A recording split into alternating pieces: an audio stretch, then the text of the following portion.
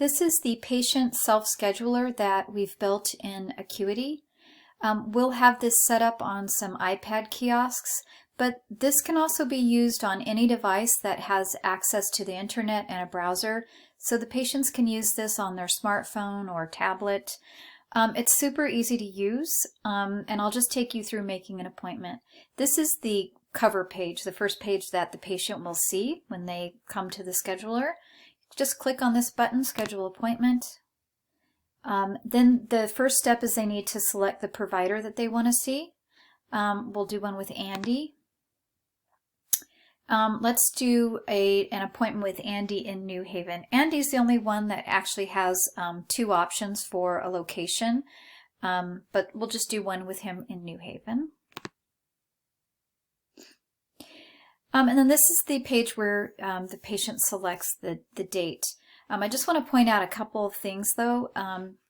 First, to start off with, at the top here, there's a couple of buttons in black, and this will take the patient, will help the patient navigate through the system if, for example, they don't find a date that they're looking for with Andy in New Haven. So let's say they've come down here and they didn't want to see Andy on, a Monday or a Thursday. And so they've got to get back to that screen where they would select either a different provider, which is this button, or a different location. So let's say that they decide, well, I'm going to try Andy in Middletown instead. They can click on select a different location and then just go to Middletown. And it gives them that option. And let's say that they think, well, okay, no, I don't want to see Andy. I'll see if I can get to see Dr. Liggum. Then they would click on Change Provider, and it will take them back to that page where they can switch providers. At any time, they can get out of the system by just clicking on the Close Page button, and that will take them back again to the cover page. So let's schedule an appointment. Let's kind of start over and go to Schedule Appointment. And we'll make an appointment with Andy. And we're going to try New Haven. And at the top here, it also tells you, it just reminds the patient they're making an appointment with Andy in New Haven. It also reminds them of that down here, Andy in New Haven. And then we have here some instructions for the patient, just to try and make this as clear as possible.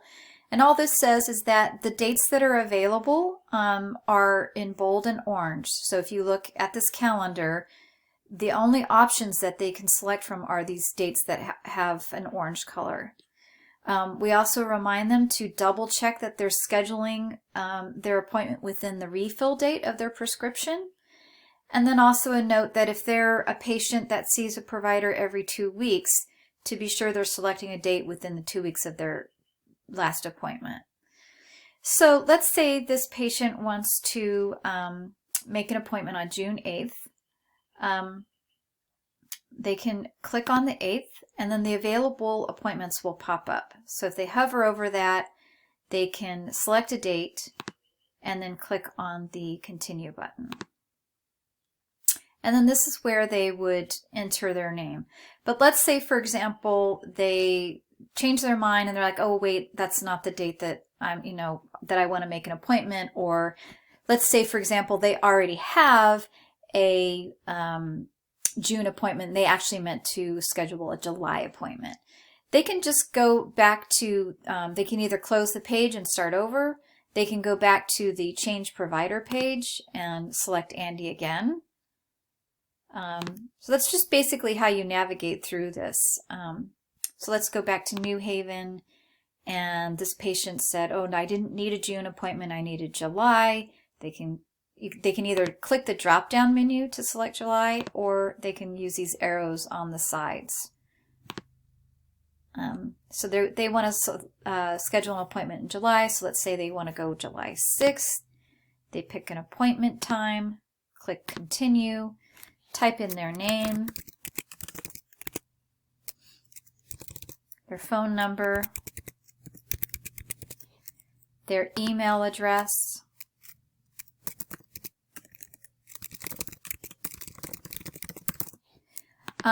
we have another field here for phone for text messages. So if they've put their landline up here, they can put their smartphone down here where they can receive text messages. If they don't have a phone where they can get texts, they can just put NA here and then their date of birth. And then they just click complete appointment and they'll receive this confirmation. Now from this page, they can actually cancel. Say they made a mistake, they can cancel the appointment. They can choose reschedule.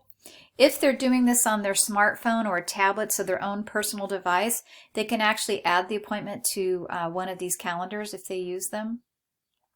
And once they're at this point in the process, that's basically they're done, and they can close the page. And it will take it back to that cover page. Now on my end, a couple things happen here. One is I will receive to my email a notification that a patient has scheduled an appointment, and it just looks like this. It tells me what and where essentially, and the time and the date. And I also get if they put in a birth date, I'll also get that information. So I will take this email and I will get this appointment into Epic as soon as it comes into me.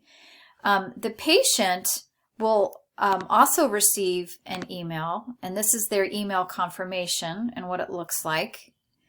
And from their email, they can actually cancel the appointment or add it to their calendar. So if the patient were to change or cancel this appointment, I will also get a notification, and I will make sure that it gets updated in Epic. I just wanted to show you that John, Dr. Liggum, and Dr. Robbins all only have New Haven as an option, so that's pretty simple. Andy's the only one that has both New Haven and Middletown.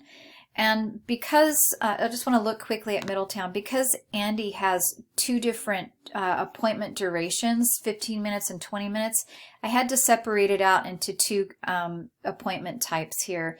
So if a patient is scheduling in Middletown, the only extra step is they have to choose between Tuesdays and Thursdays or Fridays, and that's because of the appointment duration. So if they were coming on Tuesday in Middletown, they would just select this button, and then they'll be given Tuesdays and Thursdays as an option. They can close this just by clicking again, and then say they want to try Fridays, they would just click this button. It's very straightforward. If you go in and play around with it and even make yourself your own appointment or a mock appointment, I can always just go in and delete it, so don't worry about playing around with it and making appointments and stuff. It's probably the best way to learn how to use it, but it's pretty straightforward. I've tested it out on a couple of people that aren't very tech savvy, and they haven't had any problems. And I even had them doing this, slightly more complicated step of scheduling on Tuesdays and Fridays for Andy in Middletown. The only other note is when you're scheduling appointments, if you know that the patient is being scheduled for a telehealth appointment, if you could just put in the appointment notes, just like we have been, to put text and then the phone number that we're using, that will help me with knowing who has a telehealth appointment, so that I can send out a text message, a reminder that's specific and clear about whether it's an in-person or a video visit. That's it. Please let me know if you have any questions. Thanks so much.